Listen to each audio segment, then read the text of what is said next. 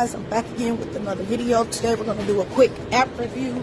So today I have Action Director, and you come here and you scroll and look for what video you would want to edit. You hit it. When it lights up blue, you hit it again. Pops up at the bottom. Then you're into the video editor. Then the first thing you see is edit with the scissors.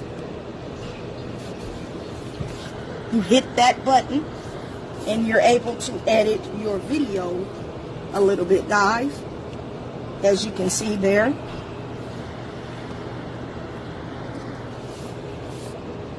Then you get out of that. Then you have the action button.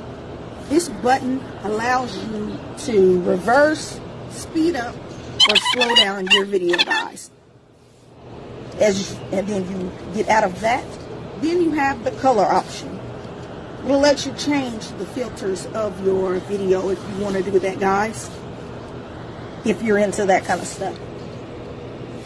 Then you have the skin tone. Smoothener, smooths your skin out, or the video out.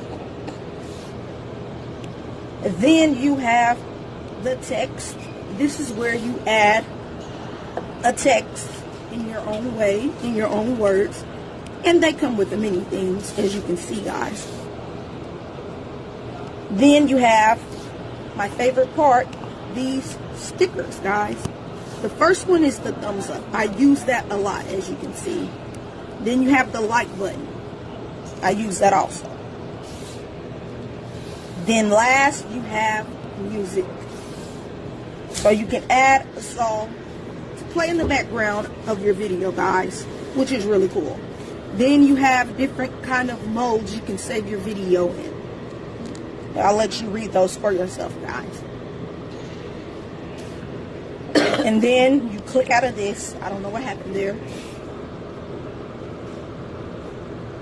But you click out of this mode, hit start, and your video will download. And then you are good to go.